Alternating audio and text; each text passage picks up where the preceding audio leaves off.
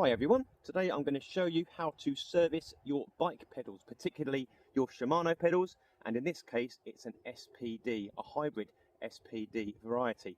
Actually, across the range of Shimano pedals, nearly all of them work in the same way, really easy to do, so we're going to get started. The first thing you need to do, obviously, is to remove the pedals from the cranks.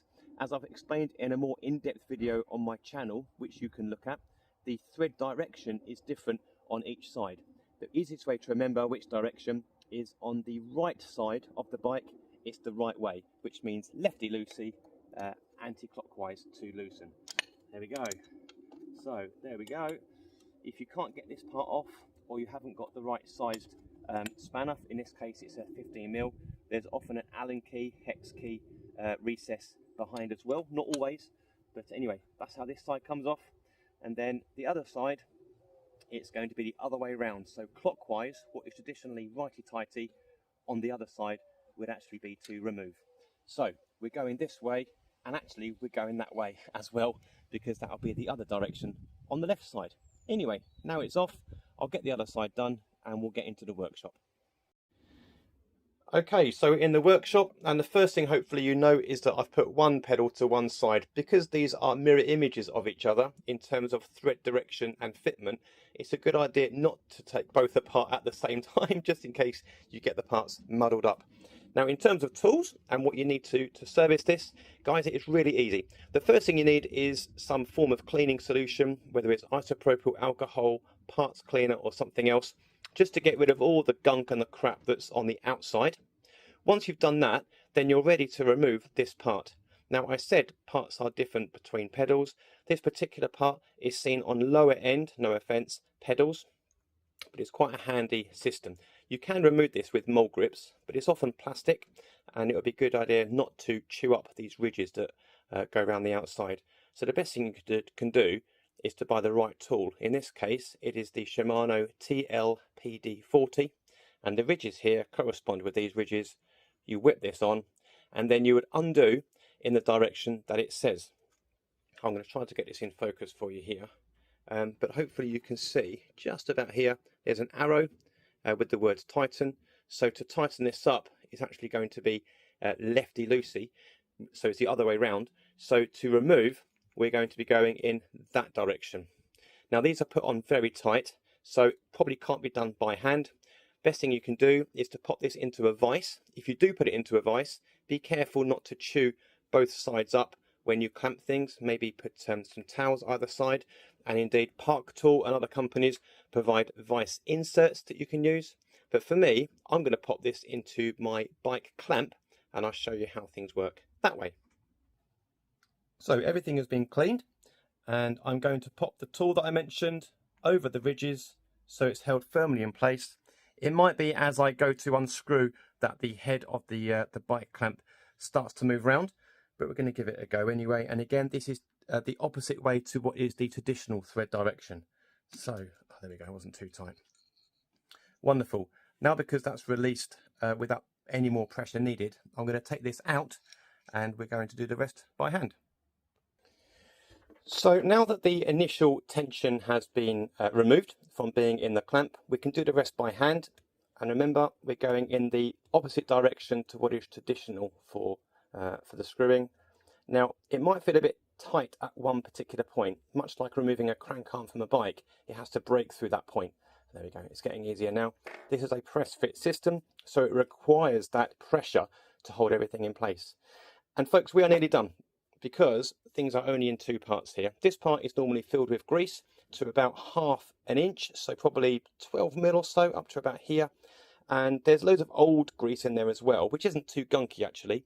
A lot of videos online and guides would suggest cleaning this out completely, spraying in brake cleaner or degreaser, getting all the old grease out, and then starting from scratch. But actually, if you found things to be rather smooth, you don't need to do that, because Shimano have designed this very clever self-cleaning system. So you can put new grease in and the old grease will get purged out in a moment, like I'll show you. So if you've got swarf in there or stuff, gritty crap that's going on inside, of course clean it out. But if you haven't experienced that kind of pasty, gritty turning sensation when you rotate the pedals, then I really wouldn't worry.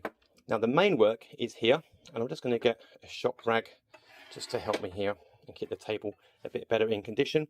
Hopefully this is still in focus for you. Let me just try and get this as best in focus as I can. Okay, this part here, you don't have to worry about this play here, ignore that. But the play that is really crucial, oh golly, that's terrible, is the play from this barrel up to this first nut. You've got two nuts here.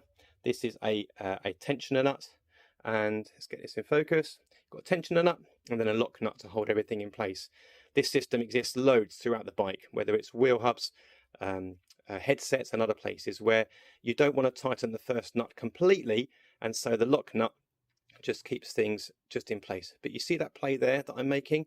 That shouldn't be happening. Here are the ball bearings, and this part shouldn't be causing that much play. So we need to tighten this one up a bit, not too much, but this is where you need potentially a third hand, but I'll show you a clever trick to combat that. Using the 15mm spanner that you used to remove the pedal in the first place, and this was the part that you would have slotted it onto, get that on there. I use a chain ring bolt remover because then there's no real head to it, it's quite thin. You're going to keep this part, both of these parts locked together, and this lock nut we are going to remove. Remember, different direction to normal, so holding this one with your thumb, there we go. Oh golly, that wasn't tight at all. Bearing in mind it's a lock nut, it wasn't really doing its job.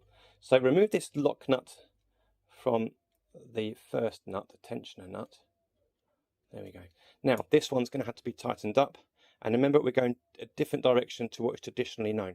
So we're going to tighten this up, but we're going to nip it up so that we remove that play that I was talking about, that up and down play, but not so much that that is going to eat into the ball bearings. So golly, that's really loose. There we go. So it's just nipped up to there, and then this one can follow suit. And remember, this is the lock nut, so we'll need to go nice and tight to prevent the tensioner nut from moving. In a moment, I think this might start to move, so I'm going to have to hold that. There we go, it's starting to go now. So you need to hold, oops, you need to hold this bottom tensioner nut at the same time as holding this wrench, and then this one's going to get tightened up. Remember, we're going anti-clockwise. I'm not going to do it completely tight just yet because I want to make sure things are okay. Yeah, that's perfect. First time. So it's smoothly running. There's no gritty. It's not biting too hard. But at the same time, the play has gone. So we're going to pop that back in. Pop that back on. Hold these two together. Again, if you had a vise, then you could always pop this bottom part into a vise, and that'll make life a little bit easier. But it's always nice putting up videos to show how you can cope without it. And there's a lot of tension going on here. I'm really having to give it some beans. So we're tightening up without everything else moving. One last check. Great. Yeah, moving nice and freely. So now this can go back in there. But remember, we are going to be putting some grease in here first. So let's just make sure the focus is still okay.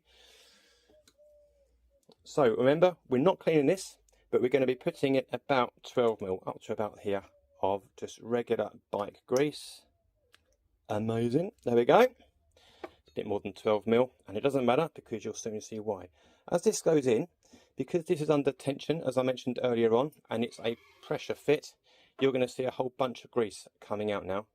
And remember, we're going back inwards anti-clockwise, and in a moment you'll see all the grease being squirted out in a moment.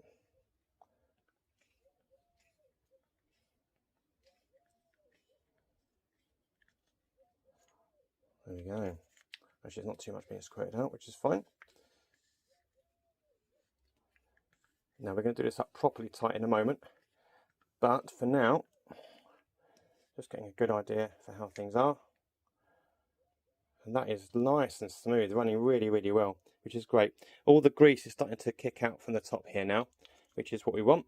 So all the old grease is getting quite skanky. All the old grease is starting to spew out. So we can either use mole grips or our original grips to help tighten. But we're going to go back onto, there we go, look, all that stuff's coming out now. It's a good sign. It's all the old gunky stuff. So we're going to keep tightening, and then I'm going to finish off. There we go. There we go. Right, that's proper tight now. All that stuff's come out, and now it's turned red, which means the original grease was following it. So we can give this a good old clean before it goes back on the bike. But there we go. That's our grease in place. That's our ball bearings and the cone nuts correctly tensioned. And we've got a decent bit of spinning on this now as well. Lovely sound. You can't hear any grinding at all. So I'm going to put this back into the bike clamp as before, or a vise if you were to have a vise, and just finish off that tightening to the right torque setting, and then you can go back on the bike. And then it's time to repeat the process with this pedal, and then you're in business. And we are job done. I hope that's been helpful. Hopefully it wasn't too out of focus, and yeah, I hope that helps you service your bikes in the easiest way possible without spending loads of money on bike mechanics. Save your money, do it yourself with minimal tools.